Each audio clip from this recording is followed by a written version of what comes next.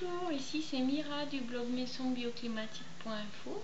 Je suis heureuse de vous présenter aujourd'hui la 4e vidéo dans la série des vidéos autour de la maison bioclimatique. Je vous propose de parler aujourd'hui de la lumière naturelle, qui est un élément important pour la conception de la maison bioclimatique, puisque la conception optimisée des ouvertures va en effet assurer un bon confort visuel pour les habitants, mais également va réduire le besoin en éclairage artificiel et donc en quelque sorte réduire le besoin en énergie primaire, va éviter aussi les surchauffes en été et optimiser les gains solaires en hiver.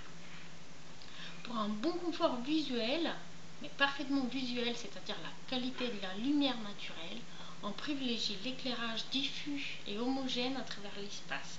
En effet, si les ombres et les taches de soleil directes donnent l'impression d'un espace lumineux et clair, en fait, ce type d'ensoleillement va nuire au confort visuel, par exemple pour un environnement de travail. Là, je vais vous donner quelques règles générales dans la conception des fenêtres, mais ces quelques règles ne sont pas du tout applicables pour toute maison et tout endroit. Donc, par exemple, je vais vous dire que les ouvertures horizontales sont à privilégier pour mettre en valeur une vue, mais il ne faut pas les utiliser trop souvent dans les pièces mono-orientées, mais cela ne veut pas dire qu'il faut toujours faire des ouvertures verticales. C'est beaucoup plus compliqué que ça. Donc, cependant, je peux vous dire que les ouvertures en bandeau sont très bien pour cadrer une vue sur un paysage, sont très bien quand elles sont utilisées, comme par exemple dans les villas de Corbusier, où on a des pièces avec de multiples orientations pour l'espace. Mais dans une pièce profonde et mono-orientée, on peut se retrouver avec le fond de la pièce qui est sombre. Ici, on a l'exemple d'une grande baie vitrée pour une pièce mono-orientée. Donc, on va par exemple se retrouver avec un contraste important entre la zone qui est proche de l'ouverture, qui va être beaucoup trop éclairée, et le fond, pareil, qui reste sombre. Donc, dans ce cas de figure, on va souvent avoir besoin de protection solaire pour réduire le niveau d'éclairage ici, et puis on va souvent essayer d'utiliser des miroirs ou peinture blanche ou autres matériaux réfléchissants pour essayer d'optimiser l'éclairage au fond de la pièce. Les anciennes constructions privilégient souvent les ouvertures verticales hautes. En effet, on a remarqué que ce type d'ouverture permet d'avoir un éclairage plus homogène dans une pièce mono-orientée. Je parle ici tout le temps de pièces mono-orientées puisque c'est le cas le plus difficile. Donc ce type d'éclairage permet d'optimiser l'éclairage au fond de la pièce.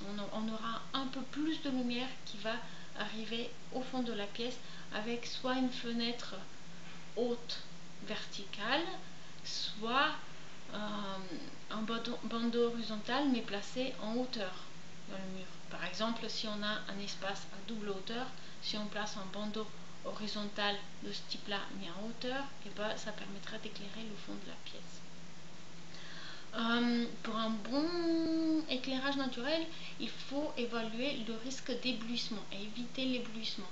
Donc on peut faire ça simplement sur ce type de diagramme où on a un diagramme solaire, on superpose la projection des ouvertures et on voit à peu près à quel moment, pour quelle ouverture, avec quelle orientation on aura des besoins de protection solaire. Donc ici on a étudié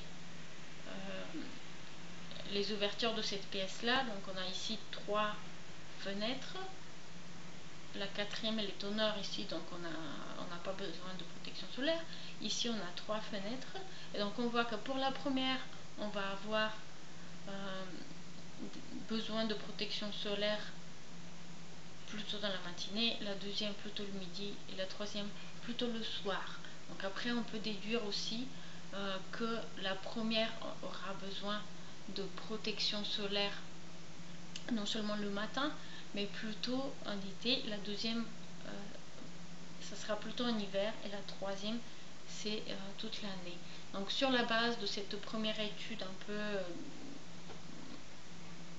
grossière, on va pouvoir faire une étude plus approfondie pour chaque fenêtre avec ce type de diagramme, jour par jour, pour les saisons où on voit qu'on a impérativement besoin de protection solaire. Là, dans ce type de diagramme plus détaillé va nous permettre de bien dimensionner et bien concevoir les protections solaires, mais ça sera l'objet d'une autre vidéo à part. Donc voilà, je vous remercie pour votre attention. Pour plus d'informations, je vous rappelle que vous pouvez venir visiter le blog logementécoresponsable.com, vous inscrire à la lettre d'information. Voilà, je vous remercie encore pour votre attention. Je vous dis à très bientôt. Au revoir.